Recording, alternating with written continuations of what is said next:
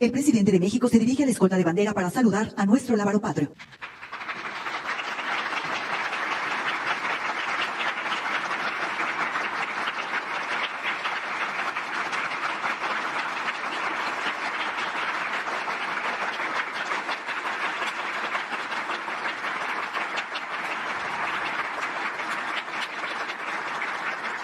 Se rendirán los honores al presidente constitucional de los Estados Unidos mexicanos y comandante supremo de las Fuerzas Armadas.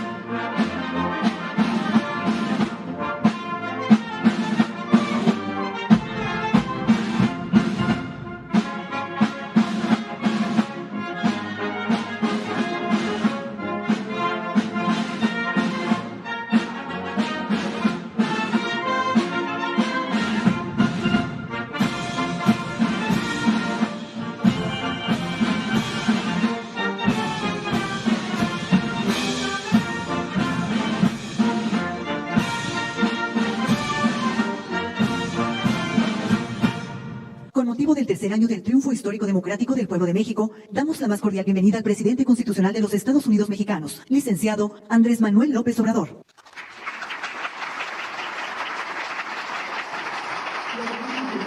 Legal y ampliado del Gobierno de México, representante de los medios de comunicación y quienes nos siguen por internet a través de las redes sociales. Sean todos bienvenidos. Escuchemos el mensaje que dirige el licenciado Andrés Manuel López Obrador, presidente constitucional de los Estados Unidos mexicanos. Amigas, amigos, integrantes del gabinete de gobierno, representantes de instituciones, mujeres, hombres, servidores públicos, como es costumbre, cada 3 meses informamos al pueblo de México sobre la situación que guarda el país y la forma en que gobernamos. En los 3 meses que corresponden a este informe, se han presentado signos alentadores de recuperación de las crisis sanitaria y económica. De abril a junio se redujo considerablemente el número de contagios y, lo más importante, en este periodo se han registrado menos fallecimientos por COVID. Aunque se trata de un comportamiento mundial, porque ya empieza a sentirse el efecto positivo en la aplicación de nuevos medicamentos, especialmente por la vacuna, no debemos dejar de reconocer el esfuerzo conjunto hecho por el pueblo y el gobierno para ir recuperando poco a poco la normalidad.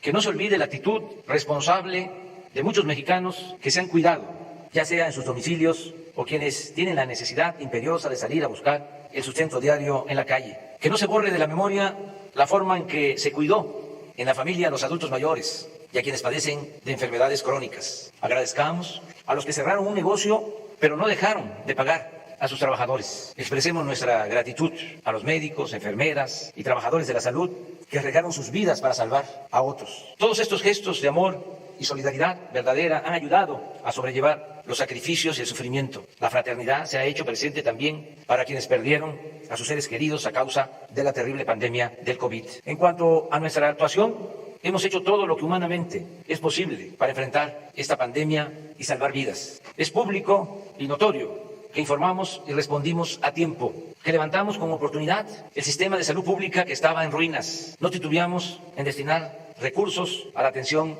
de la pandemia. En 15 meses el presupuesto de salud se ha incrementado en 70,000 millones de pesos. Se terminaron, reconvirtieron y equiparon hospitales. Se contrató y capacitó a más de 70,000 trabajadores de la salud. En fin, se logró que ningún enfermo se quedara sin una cama, equipo de respiración o personal de salud que lo atendiera.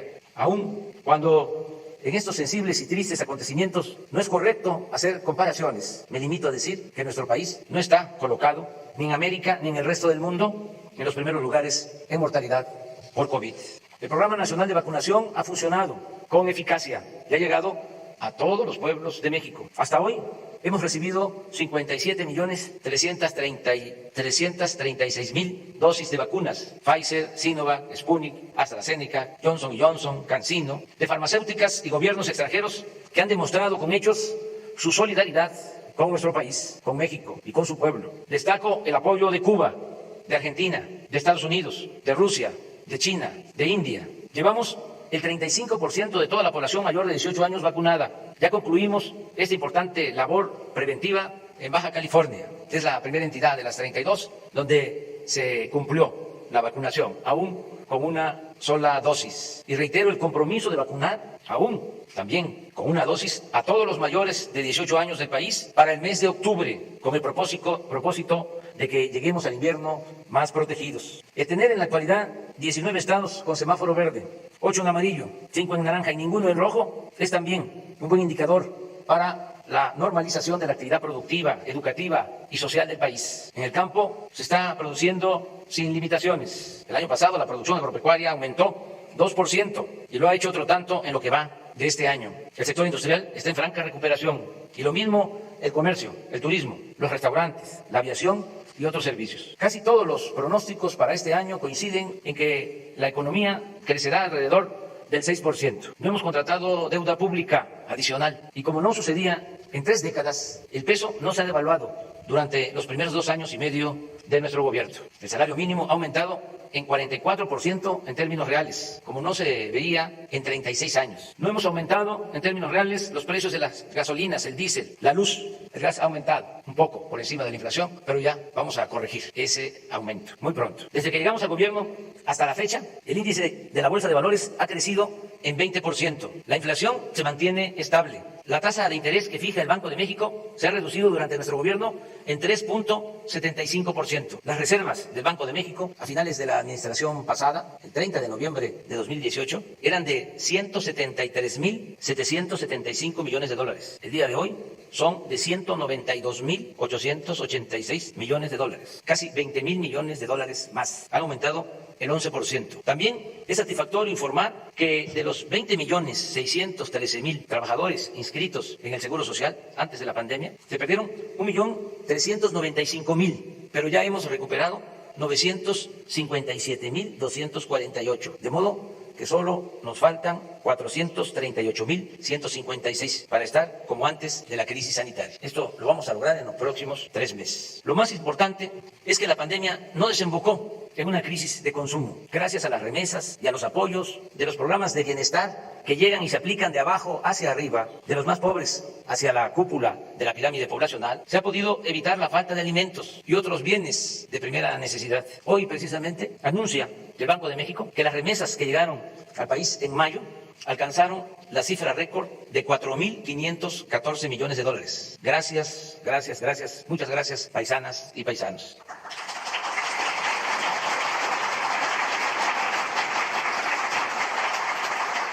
No ha habido asaltos a comercios, ni actos de vandalismo o desesperación por hambre o desatención a las necesidades básicas de la gente. Hay gobernabilidad en nuestro país. En materia de seguridad pública también hemos avanzado, aún con la complejidad del problema que heredamos. Ya estaban integradas las bandas, los grupos delictivos cuando llegamos. No creo que se hayan creado nuevos grupos en estos 2 años y medio. Es el cartel Jalisco o del Pacífico o el de Guanajuato, los que ya habían, los que estamos enfrentando, no declarándoles la guerra, porque la violencia no se puede enfrentar con la violencia, sino con otros métodos más humanos y más eficaces. Estamos atendiendo a los jóvenes, estamos atendiendo a los desposeídos, a los pobres, para que no tengan necesidad de tomar el camino de las conductas antisociales, bajo el criterio de que la paz es fruto de la justicia. De todas formas, ha ido bajando la incidencia delictiva. En el tiempo que llevamos en el gobierno, los homicidios han disminuido 2%, el robo de vehículo en 40%, el secuestro en 41%, el robo a casa de habitación en 26%, aunque todavía tenemos aumentos del 14% en feminicidio, en 9% en robo de transporte público individual y en 26% en extorsión. Agradezco, como siempre, el apoyo del Gabinete de Seguridad, que todos los días, de lunes a viernes, esto es inédito, nunca en la historia del país un gobierno había destinado tanto tiempo a atender el problema de la inseguridad y de la violencia. Todos los días, de lunes a viernes, de 6 a 7 de la mañana, se reúnen servidores públicos, el secretario de la Defensa, el secretario de Marina, la secretaria de Seguridad Pública, la secretaria de Gobernación, el consejero jurídico. Los lunes se invita a la jefa de gobierno de la Ciudad de México y se reciben los reportes, lo que sucede en todas las regiones del país. Se toman medidas para actuar y conseguir la paz y la tranquilidad. Aquí también aprovecho para agradecer el respaldo de todos los miembros del gabinete y de las instituciones que se han comportado a la altura de las circunstancias. Es un equipo de trabajo de mujeres y de hombres que han demostrado ser auténticos servidores públicos, trabajadores, honestos y algo que es muy importante, con profundas convicciones sociales. Aún con la crisis de la pandemia y de la economía, pudimos celebrar una de las más numerosas y competidas elecciones de la historia de México, sin problemas mayores y consolidando al mismo tiempo el sistema y el método democrático, guiados por el ideal maderista y por nuestras convicciones a favor de la causa de la democracia y en contra del fraude electoral que padecimos durante mucho tiempo. Ya estando en el gobierno, nos comprometimos a que el presupuesto no se utilizaría para beneficiar a ningún candidato y a ningún partido. Y cumplimos. Es decir, que como pocas veces en esta ocasión no se llevaron a cabo elecciones de Estado. No dejó de haber la vergonzosa compra de voto con dinero, tarjetas o entrega de despensas, pero no fue determinante, como sucedía en tiempos pasados. Además, no hubo masacres, no se desató la violencia contra ciudadanos inocentes para infundir miedo. En Guerrero, por ejemplo, ningún candidato sufrió agresiones y casi lo mismo aconteció en la mayoría de los estados. El día 6 de junio se abrieron 162.538 casillas, el 99.98% de lo programado, y solo 32 casillas no fueron instaladas por el ambiente de violencia en algunos lugares de 7 municipios del país. La participación ciudadana para una elección intermedia no estuvo mal. Votó el 52% de los 93 millones de empadronados. Y algo muy importante, a pesar de que como en todas las elecciones se calientan los ánimos, en esta ocasión no hubo protestas postelectorales por acusaciones de fraude. No se registró ninguna manifestación significativa en las calles o en las plazas de la República. Se han garantizado libertades plenas, sin la represión política, mediática o policíaca de otros tiempos. En cuanto a los resultados, considero necesario analizar el hecho de que a causa de la transformación que estamos aplicando, se terminó de integrar un bloque conservador, abiertamente opuesto al gobierno que represento y a las políticas públicas que llevamos a la práctica. Por eso trato el asunto en este informe, porque no hay duda de que este bloque conservador se constituyó para enfrentarnos, para detener el proceso de transformación que está en marcha. En primer término, señalo que este grupo reaccionario siempre será respetado y tendrá libertad para ejercer su derecho a disentir. Son adversarios, no enemigos. No los tratamos como ellos lo hicieron cuando nosotros estábamos en la oposición. No los vemos como enemigos a destruir, sino como adversarios a vencer. Sencillamente defendemos y representamos proyectos de nación distintos y contrapuestos. En ese bloque se unieron de manera legítima empresarios, dueños de medios de información, periodistas e intelectuales de derecha, líderes partidistas, dirigentes de la llamada sociedad civil y políticos del antiguo régimen, entre otros. Repito, para enfrentar el proyecto de transformación que estamos aplicando para acabar con la corrupción y con la desigualdad. Como era de esperarse, nuestros básicamente a impedir que obtuviéramos la mayoría en la Cámara de Diputados, cuya facultad de esta Cámara de Diputados, facultad exclusiva, es la de aprobar el presupuesto. Hicieron todo, recurrieron hasta a la guerra sucia, pero afortunadamente no lograron su propósito. La alianza Juntos Hacemos Historia, que defiende nuestro proyecto de transformación, triunfó en 186 de los 300 distritos en disputa, en tanto que el bloque conservador obtuvo 107 y el Partido Movimiento Ciudadano 7. Si a ello se suma el reparto de plurinominales, la bancada a nuestro favor tendrá una cómoda mayoría. En otras palabras, ya se cuenta con la seguridad de que será aprobado el presupuesto destinado al desarrollo del país y al bienestar del pueblo. Se les ganó en buena lid, porque el pueblo es sabio.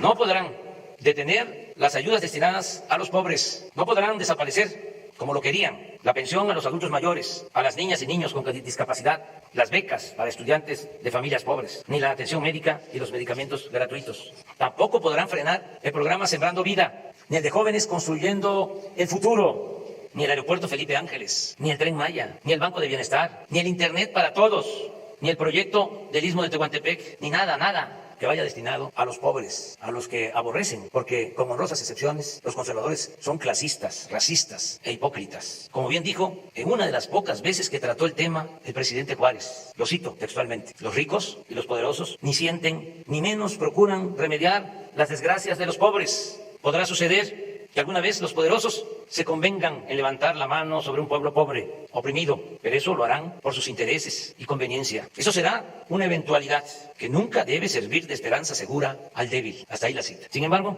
no poseo ni aspiro a tener el monopolio de la verdad absoluta. Por eso reitero, nuestros adversarios siempre recibirán del gobierno que represento el respeto y la libertad a la que tienen derecho para manifestarse sin límites, represión o censura. Los tiempos han cambiado. Juárez decía, los reaccionarios también son mexicanos. Esa frase la volvió a utilizar Plutarco Elías Calles. Los reaccionarios también son mexicanos. No me gusta esa frase, con tanto que admiro al presidente Juárez. Son ahora otras circunstancias, por eso no podría decir lo mismo. Claro que son mexicanos y que tienen todos los derechos a participar, porque nosotros aspiramos a establecer en México una auténtica, una verdadera democracia, no una dictadura, no una tiranía. No queremos excluir a nadie. Este país lo tenemos que ir construyendo a pesar de la diversidad, con el respeto a las libertades y con la participación de todas y de todos los mexicanos. Amigas y amigos, hoy cumplimos 3 años del triunfo histórico de nuestro movimiento. Y aún recuerdo cuando el 1 de diciembre de 2018, en el camino a la Cámara de Diputados para tomar posesión de la presidencia de la República, se nos acercó al automóvil un joven en bicicleta y me gritó, no nos vayas a fallar. Creo,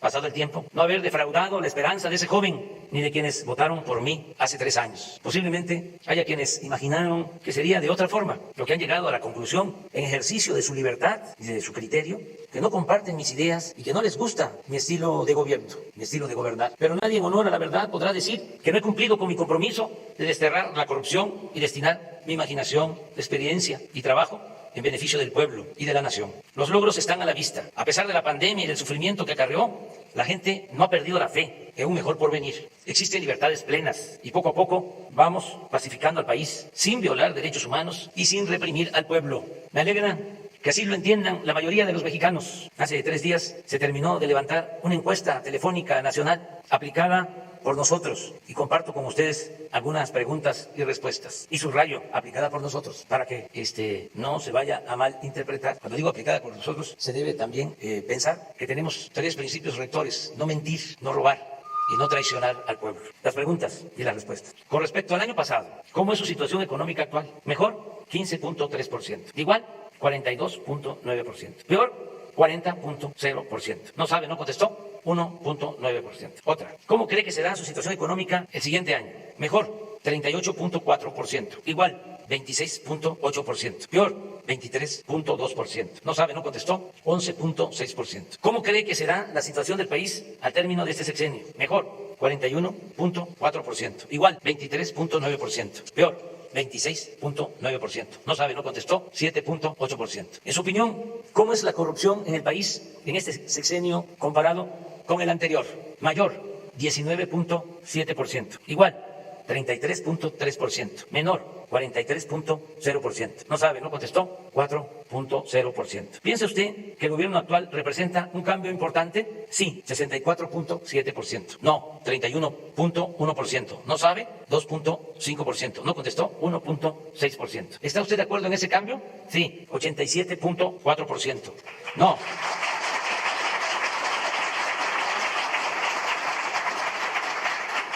No, 9.6%. ¿No sabe?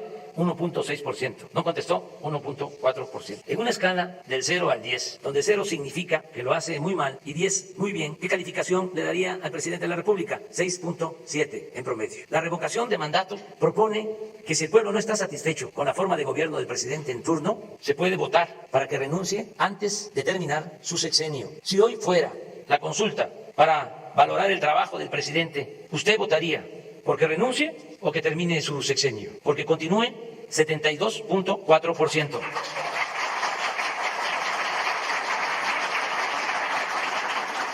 Porque renuncie, 22.7%. No le importa, le da igual, 1.1%. No sabe o no contestó, 3.8%. En fin, estamos bien calificados, pero aspiramos a convencer a más gente, a que se vaya creando más conciencia, que haya más revolución de las conciencias, a informar, a orientar, a concientizar, convencer para elevar a rango supremo la honestidad y hacer gala, sentirnos orgullosos de la gran reserva de valores culturales, morales y espirituales que heredamos de nuestros antepasados. Esa es la grandeza de México. La fraternidad, como se afirma en la Guía Ética para la Transformación de México, es hacer propios los problemas de los demás. La fraternidad es el compromiso activo y afectivo, pero respetuoso en la búsqueda de soluciones a problemas de los demás. Idealmente, debe ser la guía de la acción social de estados, gobiernos, instituciones, sociedades e individuos a fin de superar o aliviar el sufrimiento, la carencia y la indefensión de millones de personas. Es un deber colectivo de las naciones ofrecer a cada uno de sus hijas, a cada una de sus hijas e hijos, una cuna para nacer, un pupitre para aprender, herramientas para trabajar, una cama para dormir, una mesa para comer, un techo para guarecerse, un lugar en el hospital para curarse y una tumba para descansar. ¿Y cuál es la recompensa que obtendremos por dedicar el tiempo, todo el tiempo que sea posible a esta noble tarea? La recompensa será el estar bien con nuestra conciencia y con el prójimo y gozar de la inmensa felicidad que produce el ayudar a vivir a todas y todos en un país más libre, más justo, más seguro, más pacífico y más próspero. Termino, amigas y amigos, mexicanas, mexicanos, enviando este breve mensaje a todas, a todos ustedes, al pueblo de México. Gracias por refrendar su confianza en mi persona. Repito, yo siempre estaré a la altura de ustedes y nunca, jamás los traicionaré. Gracias, gracias, gracias, gracias de todo corazón. Muchas gracias.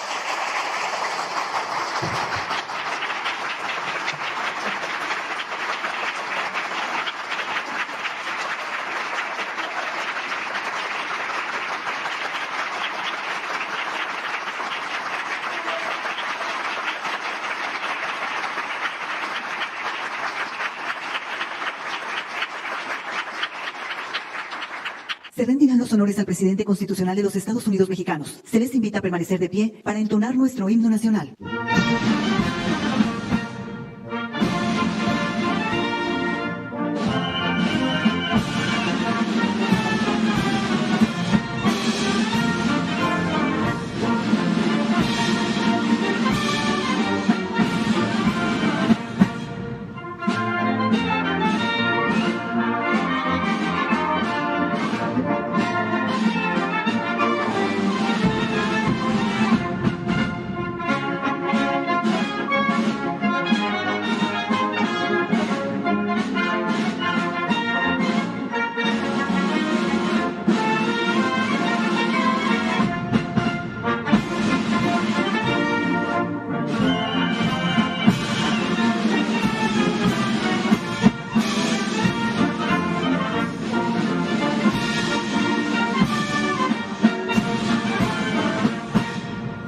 El presidente de la República se dirige a la escolta de bandera para despedirse de nuestro lábaro patrio.